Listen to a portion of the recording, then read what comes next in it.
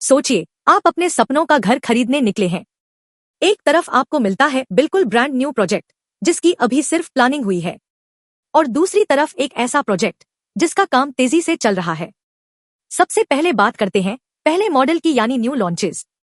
जैसा कि नाम से ही साफ है, इसमें बिल्डर्स नए शहरों या नई लोकेशंस पर जाकर नए प्रोजेक्ट्स की शुरुआत करते हैं। हाल ही की एक रिपोर्ट के मुताबिक प्रेस्टीज एस्टेट्स, गोदरेज प्रॉपर्टीज और शोभा लिमिटेड जैसी बड़ी कंपनियों ने सिर्फ एक तिमाही में लगभग 275 अरब रुपए के नए प्रोजेक्ट्स लॉन्च कर दिए हैं। गोदरेज ने बेंगलुरु में वनंतारा और शोभा ने गुरुग्राम में क्रेसेंट जैसे प्रोजेक्ट से भारी बुकिंग बटोरी है। जब कोई प्रोजेक्ट नया लॉन्च होता है तो आपके पास अपनी पसंद का फ्लोर, बेस्ट व्यू वाला फ्लैट और मनपसंद लेआउट चुनने का पूरा मौका होता है।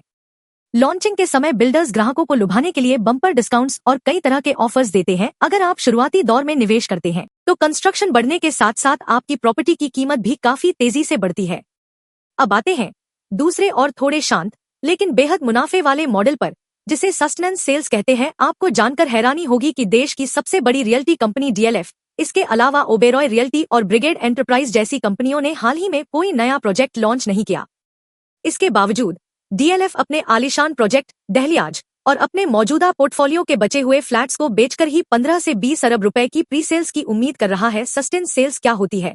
सरल शब्दों में, जब कोई प्रोजेक्ट पहले ही लॉन्च हो चुका होता है और बिल्डर उसके बचे हुए फ्लैट्स को धीरे धीरे कंस्ट्रक्शन के साथ बेचता रहता है तो उसे सस्टेन सेल्स कहते हैं। यहाँ सबसे बड़ा फायदा यह है कि प्रोजेक्ट का काम पहले से चल रहा होता है, इसलिए प्रोजेक्ट के अटकने या कंस्ट्रक्शन में देरी होने का रिस्क ना के बराबर होता है। ये घर या तो रेडी टू मूव इन होने वाले होते हैं या फिर कंस्ट्रक्शन के आखिरी दौर में होते हैं, यानी आपको अपने घर में शिफ्ट होने के लिए सालों का इंतजार नहीं करना पड़ता। आप खुद जाकर देख सकते हैं कि कंस्ट्रक्शन की क्वालिटी कैसी है, व्यू कैसा आ रहा है और आसपास का इंफ्रास्ट्रक्चर कैसा है।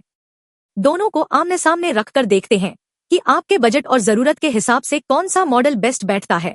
फीचर लॉन्चेस सस्टेन सेल्स आमतौर पर शुरुआती कीमतें कम और किफायती होती हैं। रेडी या सेमी रेडी होने के कारण कीमतें थोड़ी प्रीमियम हो सकती हैं।